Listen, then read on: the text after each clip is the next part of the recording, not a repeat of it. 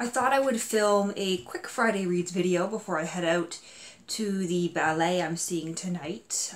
The National Arts Centre here in Ottawa is hosting the Royal Winnipeg Ballet and their version of the ballet Dracula, and I'm quite excited for that, even though I've got a back row balcony seat as opposed to the orchestra section almost front row that I had for the Nutcracker in December. This should be quite a nice evening. I'm going alone because I don't have any friends who like the ballet, but I love the ballet. This will actually only be the second ballet I've ever seen, but I'm gonna go and I'm going to enjoy it. In terms of reading, though, I didn't read all that much in the past week. I did post a couple of reviews last weekend. One of them being my review for Lesbian Nation by Jill Johnston, which was not well received for one reason or another. Even though I was disagreeing with the author, it's got almost 15 dislikes, almost as many dislikes as likes, which is disappointing. Setting that aside, I read a collection of short stories by Ken Mitchell, the author of another book that I reviewed a little over a week ago, Wandering Rafferty. This is his collection of short stories called Everybody Gets Something Here. And these were really good.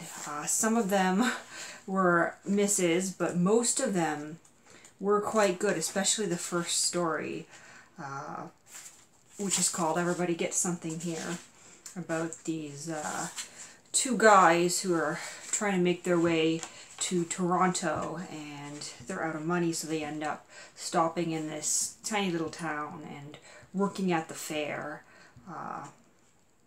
helping to basically scam people out of their money with this game where supposedly everybody gets something, and it doesn't work out quite so well for them, at least not as they intended.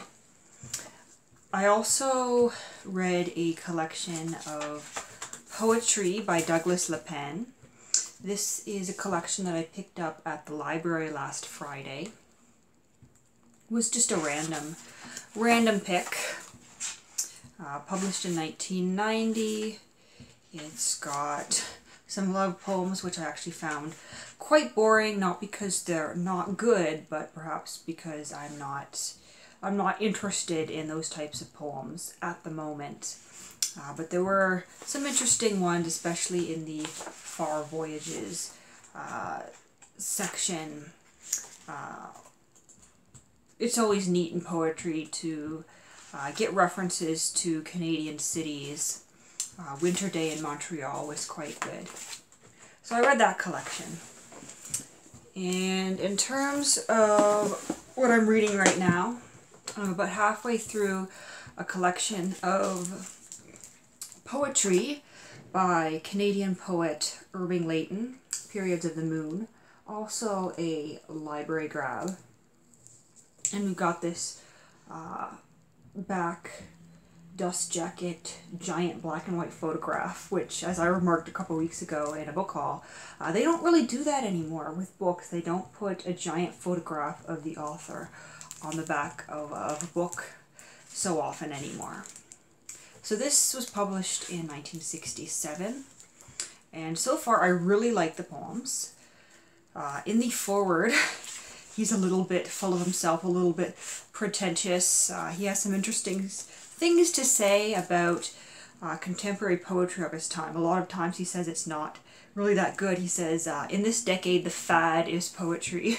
I say there's no harm in that because authentic poetry will survive the inundation of sewage rushing from the burst mains of pseudo-poetry. And of course, he positions himself as an authentic poet, and his poetry is quite good. You do get interesting images and pictures and interesting stories in the poems as well. His poems aren't always exactly politically correct, but that is because of the time. It's the kind of thing where he's making perhaps not politically correct statements about certain groups. Putting that aside though, I am 40 pages in. I started on my lunch break to Valerie Taylor's Stranger on Lesbos. I ordered this one online and it finally arrived. I'm hoping to get into Valerie Taylor's lesbian pulp novels. And this one's pretty good so far. We have a married woman who is 35, possibly a little older. I think she says she's 35, working her way towards middle age, and her husband, who's very, very busy with his business life, has told her that she should finally go back to school to finish her degree because she dropped out to marry and because of her mother's ill health. And she goes back and meets a woman. She meets a very special woman who changes her life and introduces her to a new group of people and a new social circle and a new way of existing. Her husband is really kind of ignoring her because he's busy with his business, and the attraction that she feels for him has disappeared long ago, and sex with him is more of a chore. And her son is in high school, so he doesn't really need her anymore. So she's been spending her days kind of moping around the house, dusting things for the 100th time, and then this beautiful college woman enters her life and changes things for the better, I hope. I hope this one has a happy ending. So I'm going to finish reading that later today. And then this weekend, I'm hoping to read That Summer in Paris, another library grab by Morley Callaghan. And this is memories of tangled friendships with Hemingway, Fitzgerald, and some others. Published in 1963.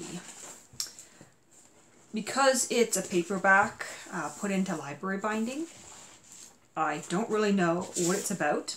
I grabbed it based on this cover page because I do find Paris and the literary culture there, especially during the time about the 1920s, I suppose, up until the 60s, quite interesting. And so I hope this'll provide some entertaining stories. It looks like he's picking up in 1960 in the first chapter, so we'll see exactly what this is, because I don't know. And then a little bit of nonfiction this weekend. I'm going to read, not all of it, but a few chapters, the first few chapters hopefully, of Balanced Scorecard, Step by Step, Maximizing Performance. I can't read the whole title. Balanced Scorecard, Step by Step, Maximizing Performance and Maintaining Results by Paul R. Niven. And this is about the balanced scorecard approach to performance measurement. More of an academic text I'm diving into. I won't say much more than that. It's kind of something extra I want to read in relation to my work at the moment.